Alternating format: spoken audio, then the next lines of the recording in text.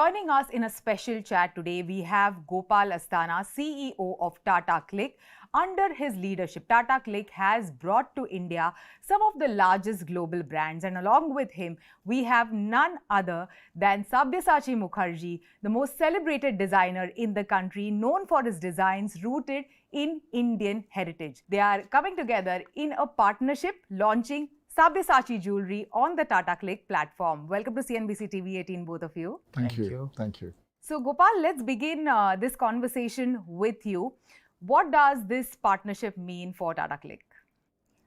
See, we have been, a long-time admirer of Mr. Mukherjee, his deep-rooted Indian heritage, fine craftsmanship, and a massive appeal to global luxury audiences. And having Mr. Mukherjee, Sabyasachi on the Tata CLiQ Luxury platform is an honor. It's a privilege. It also helps us, to take the brand across more than 20,000 zip codes in this country. So there are many admirers across the country of Sabyasachi. Yeah. But some of them might have to travel 500 miles to reach the nearest store where Sabyasachi can be bought in. So we're just bringing Sabyasachi to them with the same experience, with the same value, and trying to elevate the experience on Tata CLiQ Luxury and trying to create a first in terms of a high-end elevated experience to have a fine jewelry boutique. Yeah, Sabyasachi, congratulations on this launch. Tell us, what is the shared vision that you have with Tata CLiQ while you're bringing your jewelry to their platform? See, I've always been a big admirer of the Tata brand, and Sabyasachi now is a Aditya Birla company. So the pairing couldn't get better. And what I wanted to talk about was the fact that, see, I've grown up middle class. If you see on my Instagram, people are constantly imploring me, sometimes bashing me, that, why don't you create access? And, when you're dealing with high-end craftsmanship, sometimes to keep craftsmanship right at its top, price points go higher. It's very, very difficult to create access. But with jewelry, you can, because you see, jewelry is very transparent, and not many people actually know that we are a value-driven brand and not a price-driven brand. So when you make Deepika Padukone's lehenga, when you go to the Met Gala, when you dress up Shah Rukh Khan, when you put out jewelry worth crores on your Instagram, people think that it's inaccessible. Yeah. But we actually, the jewelry that we are launching at Tata CLiQ actually starts at 55,000. And many people don't understand that the brand has always delivered incredible value, which is one of the reasons why we have such a big fan base. I could have easily opened up many franchisees, but that was not the game that we wanted to play. I wanted to build a proper structured business. I've hired a new CEO who's come from Instagram. Now what we are doing is we are now slowly creating access. When I started speaking with Gopal, both of us were very excited about the fact that not only would we be able to give access to a lot of people across India, but people in India who love jewelry and buy jewelry as investment can now look at designer product at investment prices. And I think that is the most exciting thing. It will demystify once and for all that designer prices does not mean it's skyrocketing. Sometimes designer is also about incredible value. Yeah, designer brings value, and to make your jewelry accessible to a larger audience is what you aim to do with this partnership. But your jewelry has a distinct identity of its own. So how does that translate to like an online experience?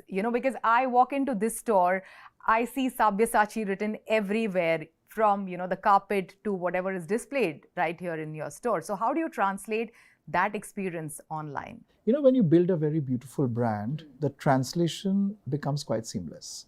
I mean, if you look at a brand like Chanel, whether they're selling as lipstick or a handbag or a piece of couture, it's a Chanel product. Yeah. Similarly, when you see Sabya, you will see a Sabya product and you'll know one. And the good thing is that, we are the only one in India to have a very successful logo.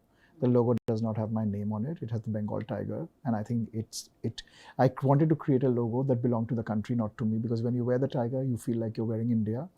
And I think when people, this is the first time people will be able to buy high-end jewelry at logo-driven, high visibility, but at the same time, the price will be completely investment worthy.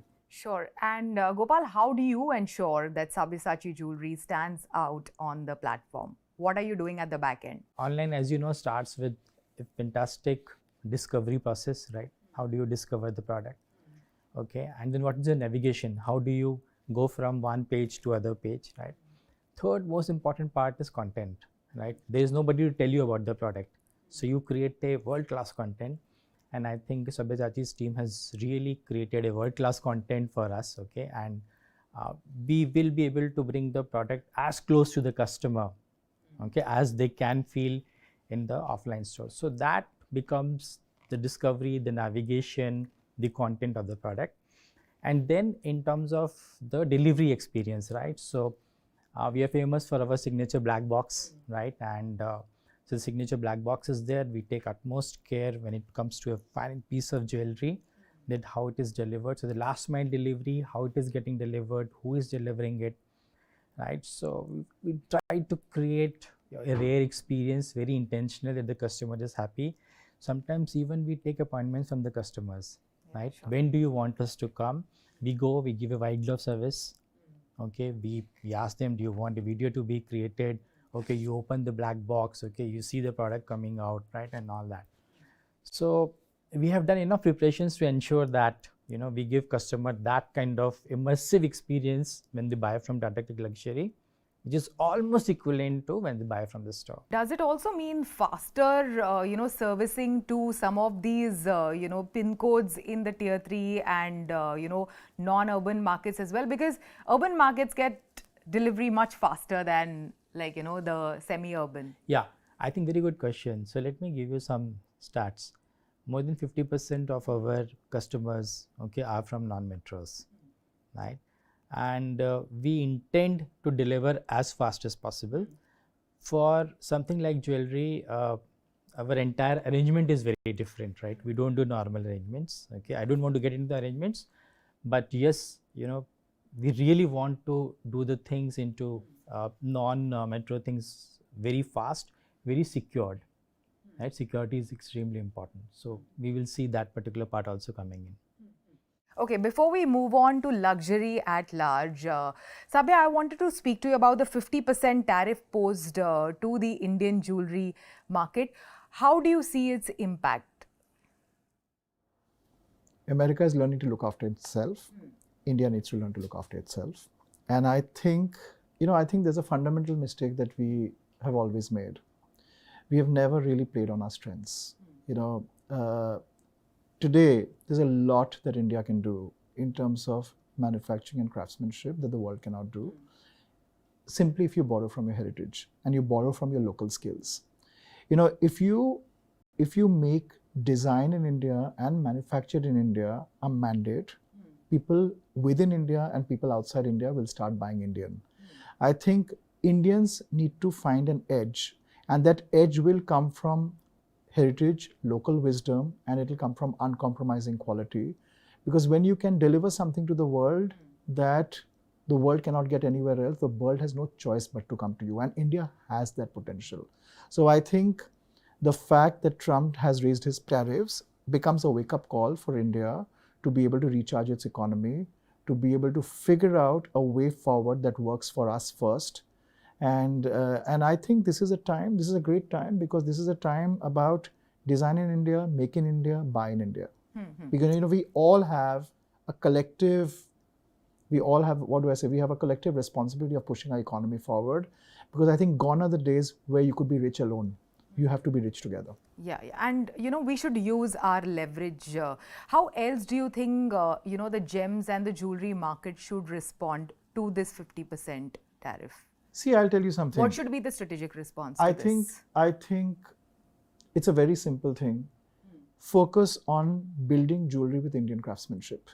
Because if you're only going to trade, or if you're only going to be a back-end service provider for international brands, then they will quickly replace you, because the only thing that you bring to them is cheap manufacturing. But if you don't bring cheap manufacturing, but if you bring skilled manufacturing that no other part of the world can do, then they have no choice but to buy you. Ultimately, countries have to decide whether tariffs will work for them, or at the end the consumer has to pay a higher price. But countries which manufacture will be secure. Okay. And, we also discussed India's spending power over the past couple of minutes. Sabya, having said that, how do you think the Indian luxury consumer has evolved over the last decade? People mistake India to shop cheap. India does not shop cheap. India shops value. Value. So if you give India a good product at a great price from a great brand, a great trusted platform, then India will stretch its purse strings. And I think I also think that there's a rising sense of nationalism within young India. I've just recently launched a bridal campaign where I was talking about this, where I've said that young India is far more proud of being Indian than the previous generations were. And I think they will quickly realize that it becomes their responsibility and their onus to build their economy for themselves. And they will, I think, consumption of national luxury is going to be on an all-time high, and we are going to push the country forward, all of us together. That's great news for someone like you, but we are sitting right in the thick of the festival season. So regarding the festive expectations, my question to you, Gopal, what are your expectations from this year's festival? Gifting part and the convenience part, okay, I have started going together, right? So I may be buying for gifting, but I also want it for myself, overall. For daily usage, okay, so that becomes big. And as we move forward, so this is the time when the festive season started. So you have Raksha Bandhan, which has just passed, then you have Janmashtami, then you have Ganpati, then you have Puja, Dashera, right, Diwali, so all this period. Christmas, all coming together. Yeah. So this is a period. And the grand wedding season. Yes, that that's what. So after Tulsi Bia, 10 days after Tulsi Bia, right, you start with the wedding season. So I think, we are going strong, okay, and again I will say that we are adding Sabyasachi, this feather in our crown, to get into the festive season. And we have a lot of things lined up. We have 10/10, which is one of our biggest event, then we have Black Friday, we have a lot of autumn winter new launches which are going to be there. And we also expect that we will be recruiting a lot of new customers, right? When we launch, something like Sabyasachi, we expect a lot of those customers who have not visited us, okay, they visit us, okay, many of them, okay, start, placing their bets on buying.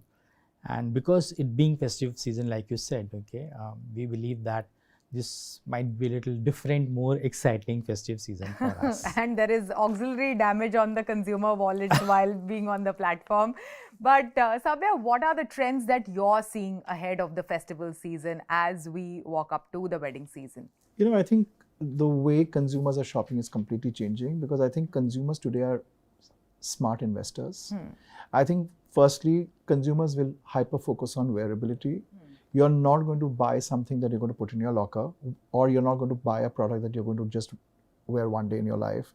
So, to give them value, to give them identity, and also to give them wearability are the three most important tripods in which luxury businesses should operate in India. And I think, like I said, that, I feel that there's going to be a regained focus on hyper-nationalism, because I think, politics almost always decide the way consumption happens in a country. And I think India is going to fight back by making its economy stronger. And I think there's a very clear mandate that's come from everybody, including the Prime Minister's office, that, Swadeshi needs to become big. And so this year we are going to go India. Yeah, amazing.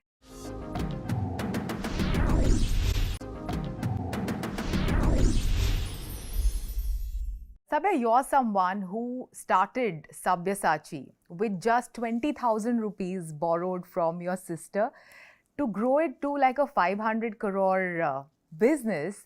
How do you, keep the artistic soul of your business alive in this entire industry, which is driven by so much of consumerism? I'm going to say a very simple thing. It's always going to be purpose over greed. Because, you grow a business at a time when a business needs to grow. I've carefully sheltered the business for 25 years, never sold out. And I said that, I will create access when I can create meaningful access. I think businesses have a time to grow, and you don't grow them prematurely, because it's always about keeping focus on long-term value between short-term greed. And we've never shortchanged that. But how do you create access, because it's a double-edged sword, right? To create access and yet to keep that aspiration and that luxury appeal alive for your brand. I'll give you a simple, How do you balance that? How do you manage it? I'll give you a simple example. We are a 500 crore company. I think there are luxury brands like Hermes and Chanel's which run into billions of dollars. Yeah.